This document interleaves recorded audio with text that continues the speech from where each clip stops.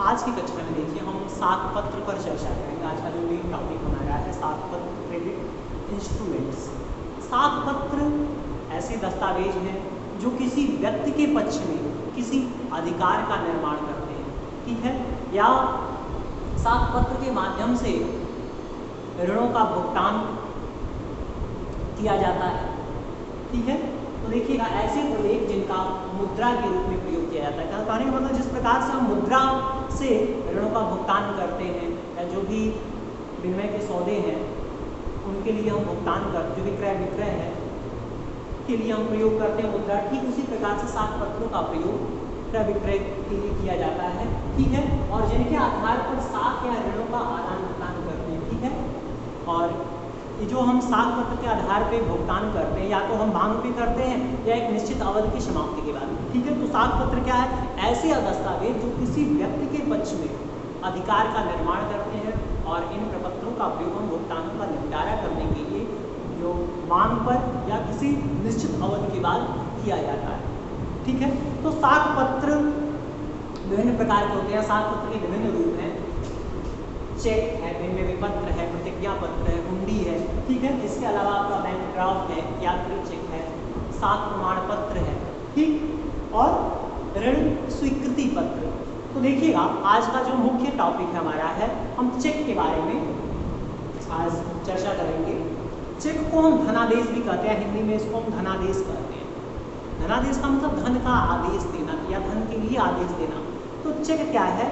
Check एक शर्त रहित लिखित प्रपत्र है जिसमें जो इसका लेखक होता है किसी विशेष बैंक को या आदेश देता है कि चेक को में लिखित धनराशि का भुगतान, चेक में लिखित धनराशि का भुगतान चेक को प्रस्तुत करने वाले को या मांग पर किया जाए, ठीक है।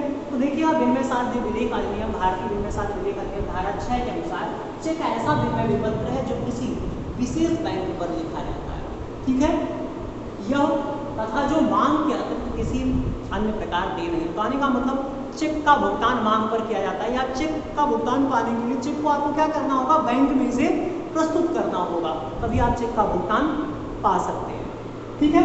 अब देखिएगा चेक के फीचर्स या चेक की विशेषताएं क्या है। चेक क्या है? एक लिखित प्रपत्र है। लिखित प्रपत्र कहने का मतलब कि चेक का एक लेखक होता है जिसके द्वारा चेक को लिखा जाता है या चेक में धनराशि लिखी जाती है, उस धनराशि के अनुसार चेक का भुगतान किया जाता है, ठीक है। तो यह एक लिखित प्रपत्र है। दूसरा शर्त रहित आदेश। चेक के लिए किसी प्रकार का कोई शर्त नहीं लगाया जाता है। यह एक ऐसा आदेश पत्र है जिस पर किसी प्रकार का कोई शर्त नहीं लागू होता। अगला है आपका विशेष बैंक पर लिखा जाता है। चेक को किसी विशेष बैंक पर ही लिखा जाता है या जो चेक का लेखक होता है वह चेक को ऐसे बैंक पर लिखता है जिस बैंक में उस व्यक्ति का खाता होता है, ठीक है। अगला निश्चित धनराशि। चेक पर एक निश्चित धनराशि लिखी जाती है जिसका भुगतान व्यक्ति को करना होता है या चेक के पेयी को या प्रापक को करना होता है, ठीक है। यह अंकों एवं शब्दों में स्पष्ट लिखा होना चाहिए। अंकों एवं शब्दों में किसी प्रकार का कोई अंतर नहीं होना चाहिए, ठीक है। काट छांट नहीं होनी चाहिए इसमें। अगला है आपका तिथि। चेक पर तिथि अवश्य पड़ी होती है। 6 माह से पुराने चेक का भुगतान बैंक द्वारा नहीं किया जाता है, ठीक है। अगला देखिएगा लेखक के हस्ताक्षर अनिवार्य। चेक को लिखने वाला उस पर हस्ताक्षर जरूर करता है। अगर हस्ताक्षर नहीं होगा तो बैंक उसको क्या करेगा? चेक को अनादृत कर देगा, लौटा देगा, ठीक है। तो चेक पर लेखक के हस्ताक्षर अवश्य होने चाहिए। अगला टॉपिक देखिएगा चेक के पक्षकार। चेक के पक्षकार कौन कौन से हैं? एक लेखक या जिसको हम आहारता कहते हैं, अंग्रेजी में उसको ड्रावर कहते हैं। चेक को लिखने वाला चेक का आहारता होता है या उसी को अंग्रेजी में आप ड्रावी कह लीजिए, साधारण भाषा में हम लेखक कहते हैं, ठीक है। या जिसके द्वारा चेक लिखा जाता है वह चेक का क्या हो गया? आहारता हो गया, लेखक। अगला है आहारी। जिस बैंक पर चेक को लिखा जाता है उसको हम आहारी कहते हैं। और अगला है आपका आहारी मतलब ड्राई। जिस बैंक पर चेक को लिखा जाता है उसे आहारी या ड्राई कहते हैं। प्रापक पेयी। जिस व्यक्ति को चेक का भुगतान करना है उसको हम क्या कहते हैं, पेई कहते हैं, प्राप्त करते हैं, धारक। जिस व्यक्ति के पास उसके नाम से चेक होता है या जो उस चेक को धारण करता है, जिस व्यक्ति के पास चेक है या जिसको उस चेक का भुगतान करना है उसको हम धारक कहते हैं। ठीक है, अगला है आपका पृष्ठांकक। चेक को बेचान करने वाला, जब चेक का बेचान किया जाता है, मान लीजिए कि चेक आपका सुरेश के नाम चेक है, ठीक है, और सुरेश चाहता है उसको महेश को इस चेक का बेचान कर दिया जाए या इस चेक को पाने का अधिकार महेश को दे दिया जाए, ठीक है, तो उस पर वो हस्ताक्षर कर देगा, इस चेक का भुगतान महेश को कर दिया जाए और नीचे उसका हस्ताक्षर होगा।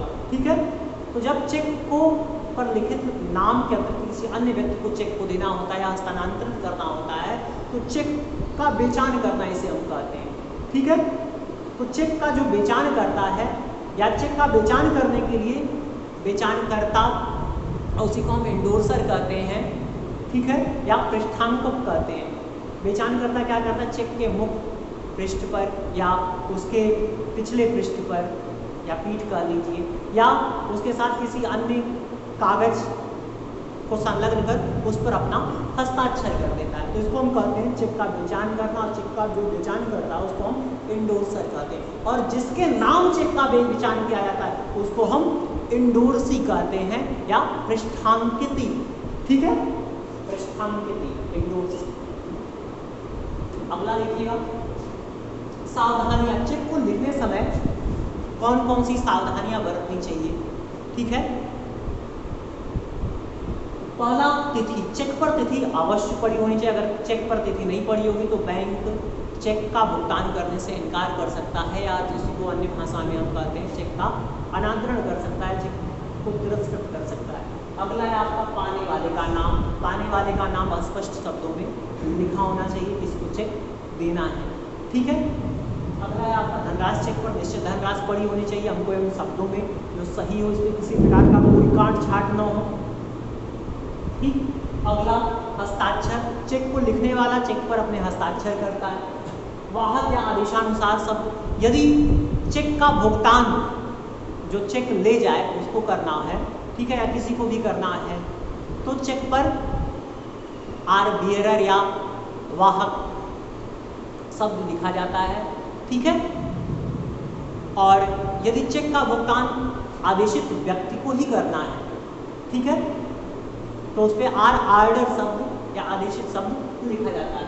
ठीक है, वाहक या आदेशानुसार शब्द लिखते हैं। अगर चेक का भुगतान जो प्रस्तुत करता है उसको करना है तो वाहक, और चेक का भुगतान चेक में लिखित व्यक्ति या जिस व्यक्ति के नाम चेक है उसको करना है वो आदेशानुसार शब्द या आर्डर लिखते हैं। प्रतिकोण। चेक को जब आप देखेंगे तो उसका दो पार्ट होता है, जो एक छिद्रयुक्त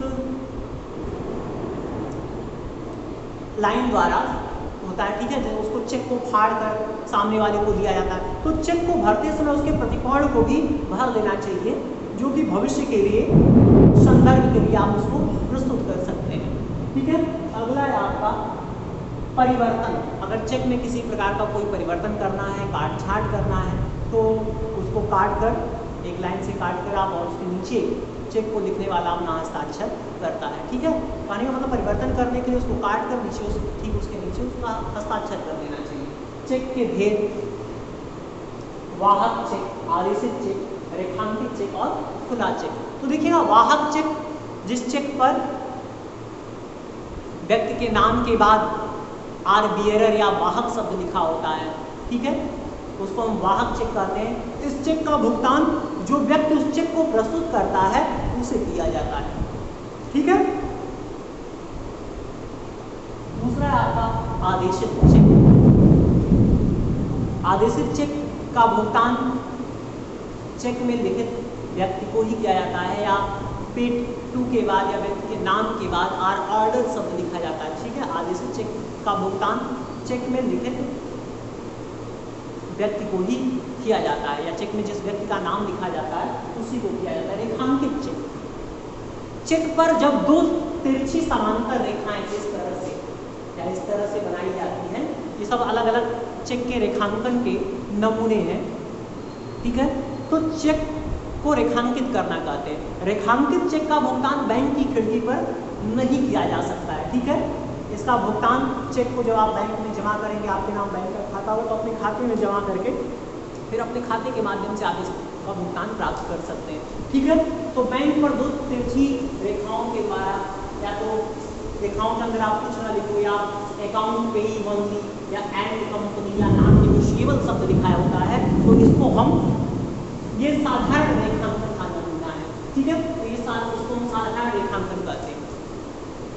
साधारण रेखांकित चेक का भुगतान बैंक की खिड़की पर नहीं होता, बल्कि इसका भुगतान कैसे होगा, इसको खाते में जमा करने के बाद ही आप इसका भुगतान प्राप्त कर सकते हैं, ठीक है।